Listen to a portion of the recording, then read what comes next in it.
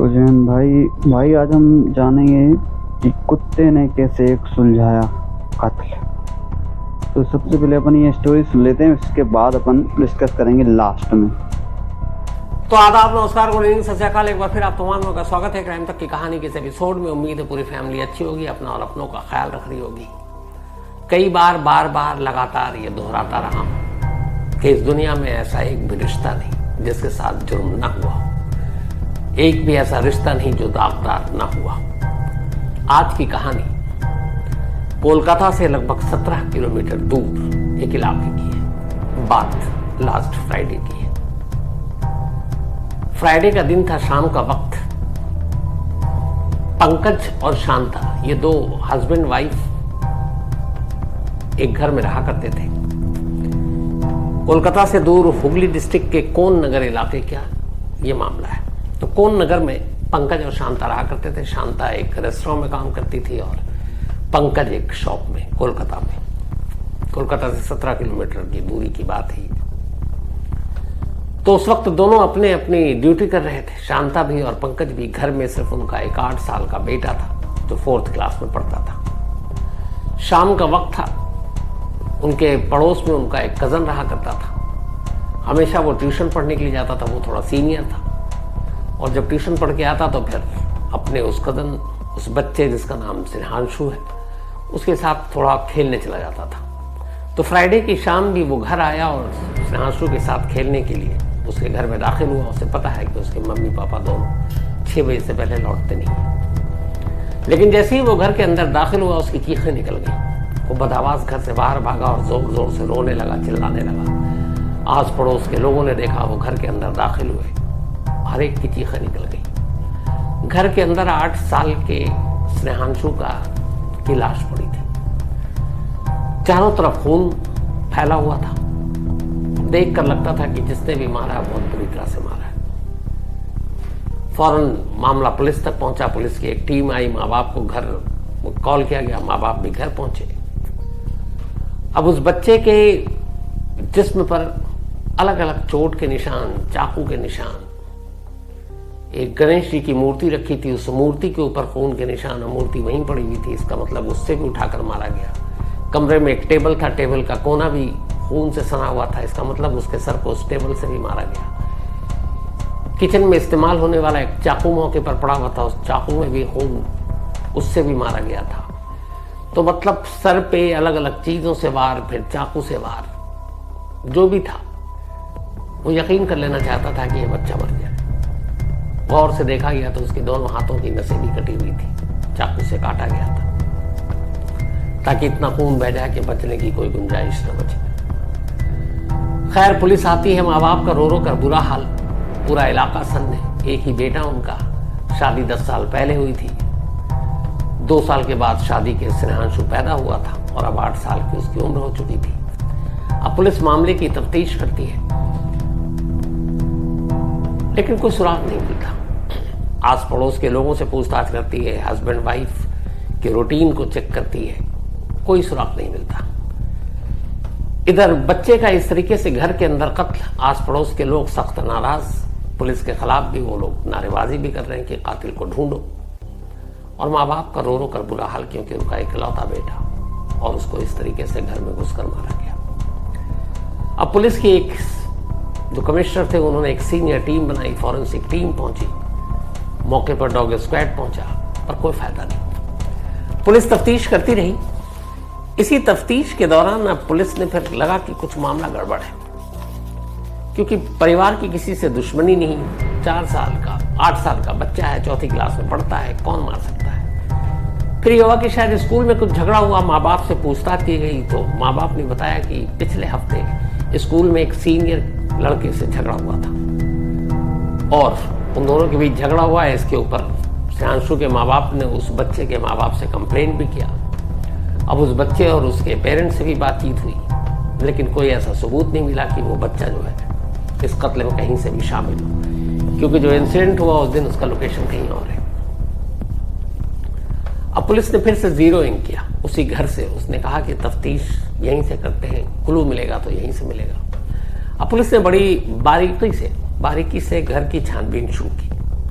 जो सबसे पहली चीज देखी पुलिस ने वो ये कि घर के अंदर कोई फोर्सफुल एंट्री नहीं थी, मतलब कोई खिड़की दरवाजा तोड़कर कोई अंदर नहीं घुसा, फ्रेंडली एंट्री थी। अब फ्रेंडली एंट्री का मतलब ये होता है, दो सूरत होती है, एक घर में बच्चा है, दरवाजा अंदर से बंद है, तो कोई भी घुस गया तो वो तोड़ के घुसेगा, या खिड़की, जाली, सरिया, लेकिन यहाँ ऐसी कोई चीज नहीं थी। दूसरी चीज पुलिस ने देखी कि बच्चे की लाश घर के अंदर तो पड़ी है, घर में कोई भी नहीं है, लेकिन घर का हर सामान अपनी जगह फिक्स है, कोई भी चीज, एक भी चीज किसी ने उठाया नहीं है। घर में कैश थे, कुछ गहने थे, वो भी अपनी जगह पड़े हुए हैं। तो अगर मामला लूटपाट का होता तो फिर मौका अच्छा था, कातिल घर पे हाथ साफ करके भी जा सकता था, लेकिन ऐसा भी कुछ नहीं था।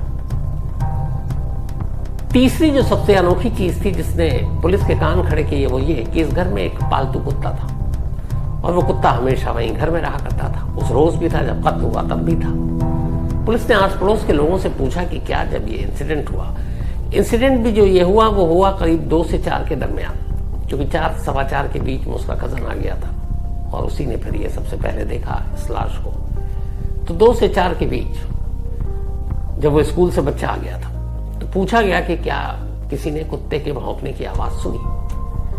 तमाम लोगों ने कहा नहीं। अच्छा, आसपास में घर बिल्कुल सटे हुए हैं, बराबर बराबर में, और कुत्ता भौंकता तो कई बार पड़ोसियों ने बताया भी कि अगर वो अलग तरीके से भौंकता है, लगता है कोई अनजान है, तो वो लोग भी बाहर निकल आते हैं, ये आवाज देते हैं कि पंकज या उसकी वाइफ शांता की देखो क्यों भौंक रहा है। लेकिन उन्होंने कहा कि फ्राइडे की दोपहर 2 से 4 के बीच में उन्होंने कुत्ते को भौंकते हुए सुना ही नहीं। तो कुत्ता नहीं भौंका, घर में कोई फोर्सफुल एंट्री नहीं, इसके अलावा घर में लूटपाट नहीं। पर कातिल कौन? कातिल एक छलावा बना हुआ था, एक तरह से कोई भूत। और कुकु अब पुलिस के लिए बड़ी अजीब चीज थी। 3, पहली, घर के अंदर फोर्सफुल एंट्री नहीं है, कोई जबरन घुसा नहीं है। दूसरी, घर के अंदर कोई लूटपाट नहीं हुई, सारी चीजें कीमती अपनी जगह है। तीसरी, कुत्ता भौंका नहीं। ये तीनों चीजें एक ही तरफ इशारा कर रही थी, और वो ये कि कातिल जो भी है इस घर का जानकार है, यानी वो अक्सर इस घर में आया करता होगा, और इसीलिए उसे घर की एंट्री एग्जिट सब मालूम, और इसीलिए खासतौर पर उस कुत्ते ने उसको देखकर भौंका नहीं।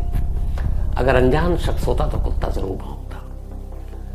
अब इन छोटी छोटी चीजों को लेकर पुलिस ने तफ्तीश शुरू की। माँ बाप से बातचीत हुई, पूछताछ हुई, कोई सुराग नहीं मिल रहा। इस दौरान में पुलिस वालों ने आस पड़ोस के तमाम लोगों के फोन नंबर लिए, पेरेंट्स के भी नंबर लिए, कि शायद इनके मोबाइल के जरिए कुछ ऐसे नंबर पता चले जिससे इनकी किसी से दुश्मनी हो, कोई कातिल हो, तो उनके नंबरों को भी ट्रेस करें। तो पंकज और शांता के भी नंबर लिए गए, पड़ोसियों के भी नंबर लिए गए, लेकिन कोई सुराग नहीं मिल रहा है। फ्राइडे की बात थी, दिन बीतता जा रहा है, लोगों का गुस्सा बढ़ता जा रहा है। 8 साल का एक मासूम कत्ल क्यों, और इतनी बेदर्दी से क्यों, इस क्यों का जवाब हर कोई जानना चाहता है। उधर माँ बाप रो रो कर हल्कान परेशान, पुलिस के ऊपर भी प्रेशर। अब पुलिस एक चीज पर तो तय थी, और वो ये कि कातिल जो भी है वो इस घर का जानकार है, लेकिन कौन? इस दौरान में घर के आसपास के तमाम सीसीटीवी फुटेज भी पुलिस ने खंगाले, लेकिन उसमें कोई ऐसी चीज या लीड मिला नहीं। फिर भी पुलिस ने कहा कि घर के आसपास नहीं तो घर के थोड़ी दूरी पर भी कुछ देखो, क्योंकि वो इलाका है जिसमें अगर कोई अनजान शख्स आता जाता है, वो टाइमिंग मैच करे 2 से 4, तो भी कुछ क्लू मिल जाए। इन तमाम कोशिशों में लगी हुई थी पुलिस, तभी अचानक इस गांव के एक एक्स प्रधान, पूर्व प्रधान ने एक रोज पुलिस को फोन किया। उसने कहा कि साहब, मेरे घर के बाहर सीसीटीवी फुटेज है, कैमरा लगा हुआ है, और वो पूरे सड़क को कवर करता है, और जो भी शख्स इस कॉलोनी में दाखिल होता है या वापस जाता है वो सारे लोग रिकॉर्ड हो जाते हैं। पुलिस ने कहा भाई वो सारी फुटेज दे दो। प्रधान ने पुलिस को दे दिया। पुलिस ने उसको देखना शुरू किया, कोई ऐसा क्लू मिल नहीं रहा है। लेकिन वो टाइमिंग वाली बात थी, वो फिर पुलिस को ध्यान आया। उन्होंने कहा आप देखो कि 2 से पहले इस इलाके में कौन आया और 4 के आसपास कौन निकल रहा है। तो जितने लोग कैमरे में कैद होते गए उन सबको एक एक कर देखना शुरू किया गया। गांव के प्रधान को बिठाया गया, पूछा गया इनको आप जानते हैं, इनको आप जानते हैं। उसने हर एक को बताना शुरू किया, हाँ जानते हैं। इसी दौरान अब इस सीसीटीवी फुटेज को जब गहराई से देखा जाने लगा तो अचानक एक जगह पर इस कैमरे में एक महिला जाती हुई दिखाई देती है। वो फुटेज है, वो आप देख सकते हैं।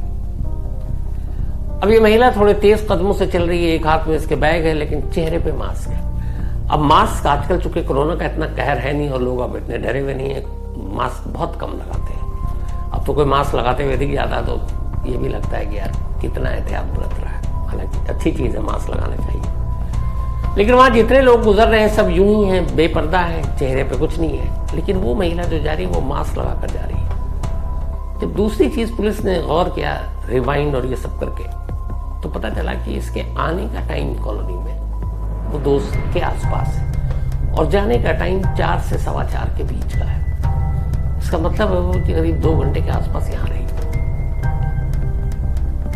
अब जब ये हुआ, लेकिन पुलिस का चेहरा ढका हुआ है, उसका माफ कीजिएगा महिला का पहचान शिनाख्त में कैसे आए। पुलिस वालों ने बुलाया पंकज और शांता को, पति पत्नी को, और बोला कि एक महिला है जो सस्पेक्ट लग रही है, इनमें से पहचानते हैं। शांता ने मना कर दिया कि चेहरा तो दिख नहीं रहा। पुलिस ने उसको थोड़ा जूम वूम करके दिखाया। अचानक पंकज पहचान गया उसे। पंकज ने कहा, मैं जानता हूं, ये मेरी वाइफ की सहेली है, इसका नाम इफत परवीन है और ये वहीं उसके घर से करीब 17 किलोमीटर दूर एक इलाके में रहती है। तो अब पुलिस ने कहा कि जब आप इसको पहचानते हैं तो आपकी वाइफ इसको क्यों नहीं पहचान पाई? उसे कहा चेहरे पे मास्क है, हो सकता है कि वो ना पहचान पाई। तो वाटगंज एक जगह है जो इस पंकज और शांता के घर से करीब 17 किलोमीटर दूर है। पुलिस ने कहा कंफर्म है? उसने कहा। अब पुलिस ने कहा अगर आपकी सहेली है तो नंबर भी होगा। तो पुलिस ने वो नंबर लिया। जब वो नंबर लिया तो फिर पेरेंट्स का और पड़ोसियों का नंबर पहले से भी लिया हुआ था। अब इफत के CDR निकाली गई। जब इफत की CDR निकाली गई तो एक बड़ी अजीब चीज पता चली। पता ये चला कि दोपहर करीब 1 बजे से तक उस दिन फ्राइडे को इफत का मोबाइल ऑन था, लेकिन 1 के बाद उसका मोबाइल बंद हो जाता है और इसके बाद फिर वो मोबाइल ऑन होता है रात 8 बजे, मतलब करीब 7 घंटे के लिए मोबाइल स्विच ऑफ। अब इस दौरान में 2 से 4 के दरमियान इफत वाटगंज से छोड़कर इस इलाके में जहां पे ये दोनों रहा करते थे वहां पाई जाती है। तो आमतौर पर आदमी कभी दूर जाता है, 25-27 किलोमीटर ठीक ठाक दूरी है, तो मोबाइल लेकर चलता है, लेकिन वो मोबाइल लेकर नहीं आई और मोबाइल निकलने से घर से पहले स्विच ऑफ और घर पहुंचने के बाद फिर से ऑन। ये बात खटकी। अब पुलिस ने इफत के जब मोबाइल को खंगाला तो देखा कि उससे शांता की बड़ी लंबी लंबी बात होती है, यानी पंकज की वाइफ। अभी तक पुलिस की नजर में पंकज सस्पेक्ट है। क्यों?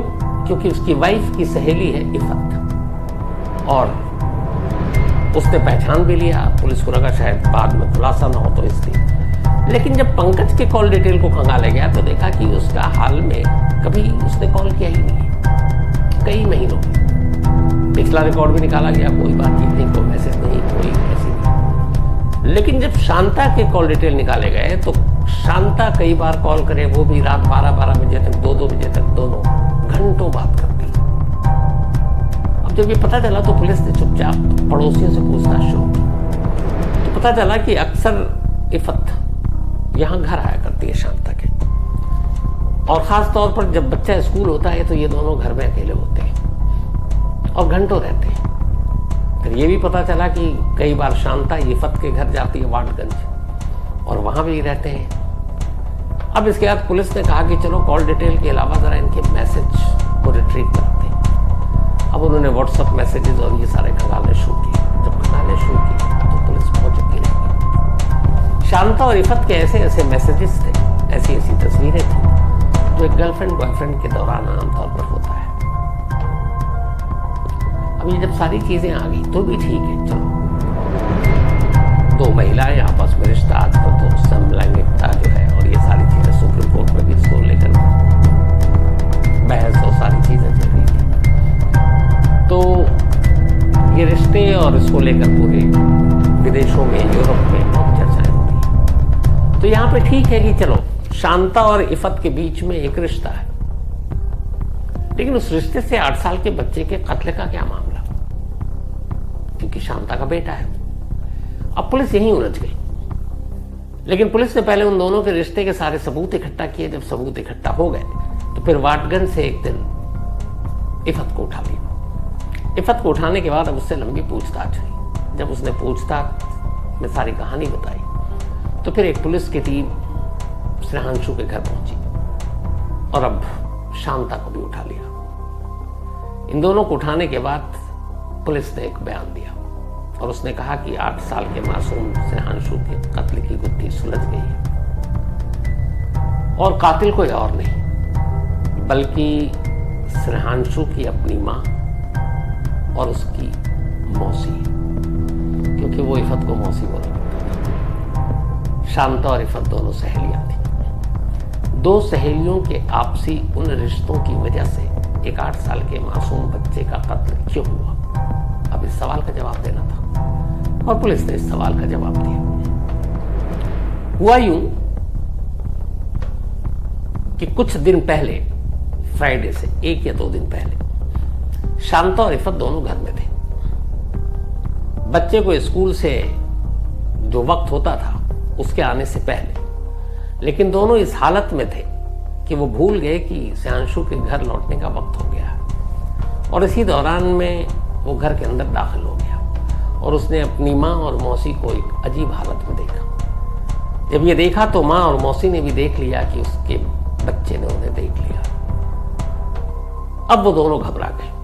उन्हें लगा ये क्या, एक तो बच्चे से नजर नहीं मिला पाएंगे, दूसरा इसने अगर इधर उधर स्कूल में या और कहीं बोलना शुरू कर दिया, उसके पिता को बता दिया, तो पूरी इज्जत खराब हो जाएगी।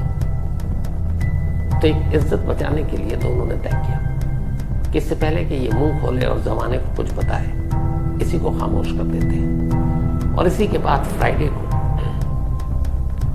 खुद स्नेहांशु की अपनी मां शांता और उसकी मुंह बोली मौसी इफत ने मिलकर, इफत प्रवीण, पहले उसके सर को दीवार पे मारा, फिर टेबल पे मारा, फिर गणेश जी की मूर्ति थी वजनी, उससे सर पे मारा। सब कुछ हो गया और लगा वो बेहोश हो गया, खून गिर रहा कि शायद मर चुका है, लेकिन दोनों को अब भी यकीन करना था कि ये मर चुका है। फिर शांता किचन से नाइफ लेकर आई, अपने ही बेटे के नस काटे और फिर वहीं बैठे रहे, देखते रहे कि वो मर गया है। जब ऐसा हुआ तो खामोशी से वो निकल गए। इफत इसलिए कैमरे में रिकॉर्ड हुई क्योंकि वो जिस रूट से उसे घर जाना था वो मेन सड़क थी जहां से उसे आगे चलकर बस पकड़नी थी। लेकिन उसकी मां इसलिए कैमरे में कैद नहीं हो पाई क्योंकि उसे दूसरी तरफ से जाना था जिधर कैमरा नहीं था और उसका करीब में ही था। और कई बार वो अक्सर लंच के दौरान में घर पे भी आया करती थी। बच्चा जब छोटा था तो 4th क्लास में था तो वो डेली उसको लेने आती थी, अब कभी कभार आती थी। तो इसीलिए लोगों ने देखा ही नहीं। और वो उस रूट पे थी जिस रूट से उसको फिर हाईवे की बस पकड़नी थी, तो इफत कैद हो गई। अब जब ये सारी चीजें आ गई, मोबाइल की बातें, ये वो, फिर पंकज से पूछताछ हुई। पंकज ने पुलिस को बताया कि ऐसा नहीं है कि मैं अंधेरे में था, मुझे भी इन दोनों के रिश्तों के बारे में पहले शक था, फिर यकीन हुआ, लेकिन घर ठीक ठाक चले, छोटा बच्चा था, तो मैंने समझौता कर लिया और मैं खामोश हो गया, फिर मैं बीच में नहीं आया। लेकिन ऐसा होगा, इस खामोशी का अंजाम ये मैंने नहीं सोचा था। अब एक बेटे का कत्ल कातिल के तौर पर मां और उसकी सहेली, जब इलाके के लोगों को पता चला, कोई यकीन करने को तैयार नहीं। लेकिन जैसा मैंने शुरू में कहा कि कोई रिश्ता बचा नहीं, जिसके साथ जुर्म न हुआ, कोई रिश्ता बचा नहीं जो हकदार न हुआ। अब यह बताइए ये कत्ल की क्या वजह थी? एक अजीब वजह। और सबसे बड़ी बात ये, एक मां अपने बच्चे के साथ एक अपने नाजायज रिश्ते को छुपाने के लिए इस हद तक जा सकती है, ये चीजें बेचैन करती हैं। तो भाई मुझे ये सबसे पहले तो ये कहानी सुन के बहुत बड़ा शौक लगा। ये अब क्या ही बोलूं, लेकिन ये इस तरीके से 8 साल के बच्चे का मर्डर हुआ, बहुत शौक लगा मुझे। और सबसे महत्वपूर्ण बात यही रहेगी कि अब ट्रस्टेबल दुनिया नहीं है भाई, ये कलयुग है। बाकी तो आपने ये पूरी कहानी सुनी ली है भाई, अब मैं इसके बारे में आगे कुछ भी नहीं बोल सकता। और आप बता सकते हैं भाई, बहुत बहुत शौक लगा यार भाई मुझे।